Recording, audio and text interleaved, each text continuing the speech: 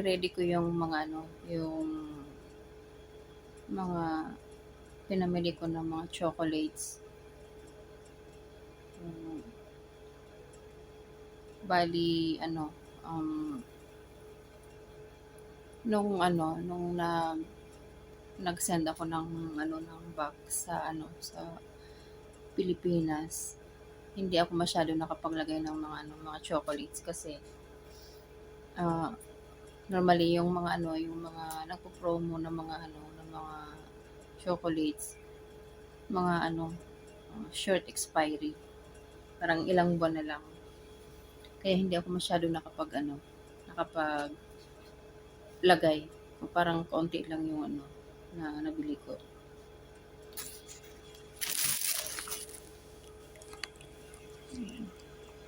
Ngayon lang ako namili kasi ilalagay ko na siya sa ano, sa luggage ko. Ayan. Ayan.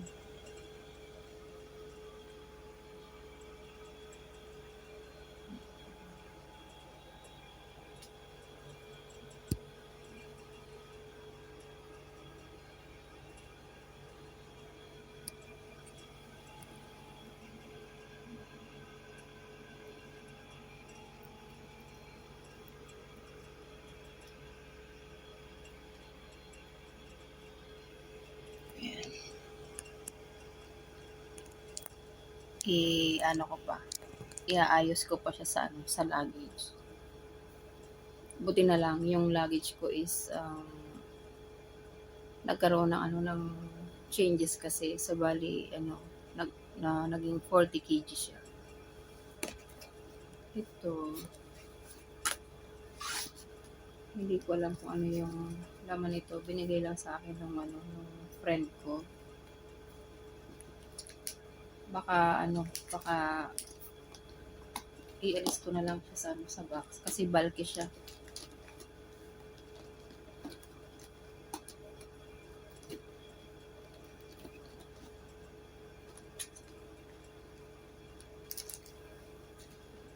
Hindi ko matanggal. Mamaya na lang. Itong Galaxy na ito, plain lang. More on plain lang. Bihira yung may ano nito. Bihira yung may mga nuts. So, lahat naman ito mga naka-sale.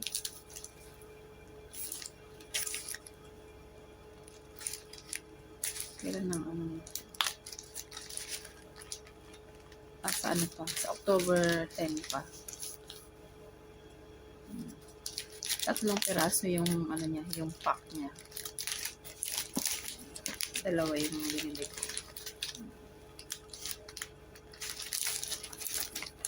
Tapos ito, gusto ko din siya, Cadbury.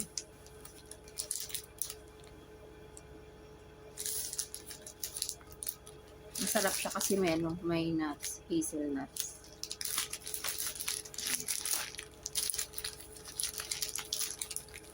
Meron na ako nitong nilagay sa ano, sa una pa ng mga box ko.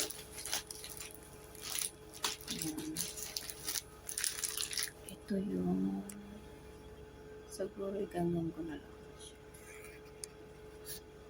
Ayan, ganyan. Meron ano. Andyan kasama yung una. Ayan. Itong Hershey's na to, bihira lang siya mag-sale.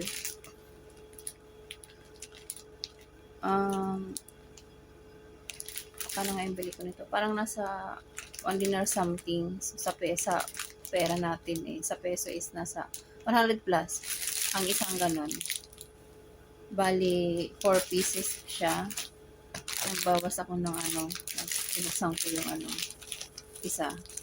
Laman, apat yung laman niya.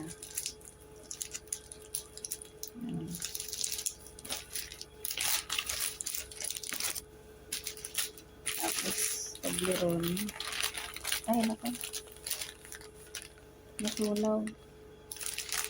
Malambot na siya kasi naiwan siya sa transport. Binigay din yung naka-work ko.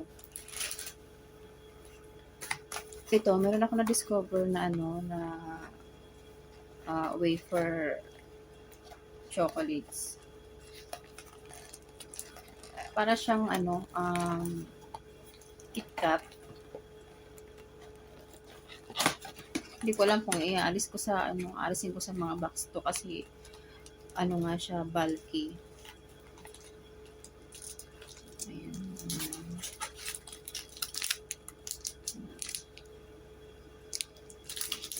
Kung ano, nasa Middle East kayo, meron na siguro nito sa ano, sa lugar niyo, sa mga Carrefour or kahit sa mga ano, supermarket. Ayun naman. Ito naman is para siyang Cloud9. Cloud9 sa ano, sa atin. Or caramel, caramel chocolates. Buksan ko muna para ipakita ko sa inyo.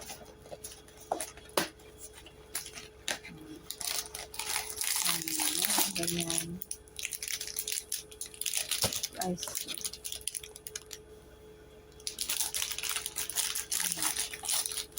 Nag-aayos pa ako ng luggage ko.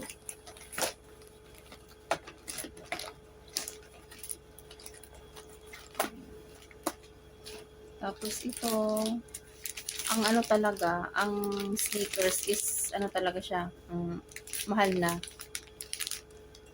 Dati, nasa ano lang to, dalawang ganito, pack is ano lang, nasa 2 dinar something. Ngayon, nasa 3 dinar. Mga ganyan, 200. Tapos, 200 sa Pilipinas, yung pinaka mura pa nito noon pa. Palibasa, may ano na ngayon, may tax na lahat ng ano, mga bilihin. Tapos, ito naman ang nuts na to is masarap to. Bumili muna ako ng 3 piraso. Hindi ko pa alam kasi lahat siya sa iba-ibang supermarket ko binili to. Basta may makita lang ako sa Lulu, sa Nesto, ganyan. Bumibili ako ng paunti-unti. Tapos ito is yung parang mga delights, mga candy. Sarap din siya. Isa lang yung kinuha ko. Kasi nabibigatan na ako. Yan. And then, ito naman, ito is doon sa last content ko, parang ito is, saan na ba ito? Indian sweets. Oo. Yan. Pag kinain mo is nagme-melt siya. Yan.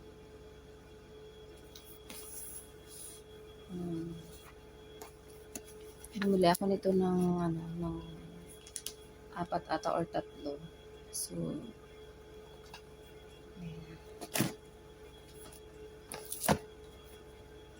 ito hindi ko ito mabuksan eh. Hindi ko alam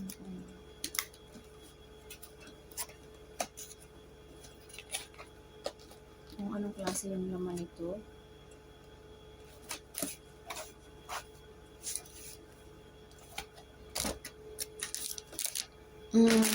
Ito naman is banana chips.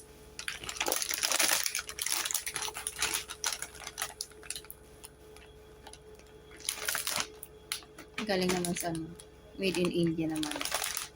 Ayan, masarap siya. Yung mga yung mga banana chips dito, lalo na sa sa India. Di sila yung kagaya na sa atin na na more on mga matamis, yung caramelize yung niya, yung pagkakagawa. Sila hindi. Wala silang parang salt lang ang nilalagay nila. Kaya masarap siya. So, hindi naman totally salty siya. Yes. Para kapag ganyan na nag-for good na ako, titingnan-tingnan ko na lang yung mga yung mga time na nandito pa ako sa sa abroad. At least nakaranas ng mga ganito. Kasi sa totoo lang, nung nasa ano, yung bang nasa Pilipinas, kahit may ano, may work ka, hindi mo mabibili lahat ng chocolates na gusto mo. Kasi parang manghihinayang ka na, ano, na bumili kasi nga mga mahal. So, magal ah, advantage din sa ano, sa mga nasa abroad is ano, yung kagaya nito na mga nagse talaga sa Pilipinas, nagse sila pero hindi naman yung kagaya nito ng mga pack na yung tipong pang ano mo, pang lagay mo sa ano, sa package, sa box or something, pang pasalubong. Walang gano'n sa ano, sa Pilipinas. Sa ibang bansa, talagang mura yung mga chocolates, lalo na kapag ano, ah, kagaya sa ano, sa US, maraming mga factory dun ng mga chocolates. So, sa kanila is mga mura lang ang mga ano, mga chocolates. Tapos talagang masasarap siya. Sa ano, mapapa tikim mo din, masi-share mo din sa pamilya mo. Papakain mo din sila.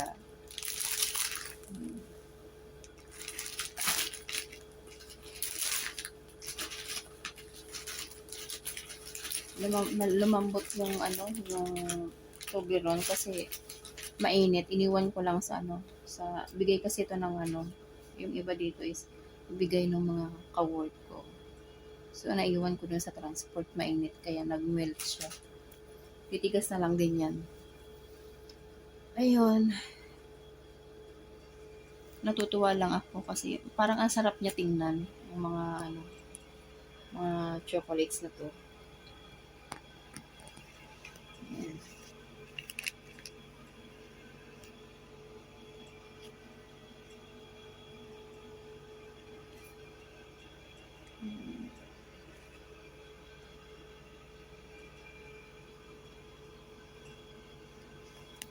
So, hanggang dito na lang muna ang ano ko, video ko.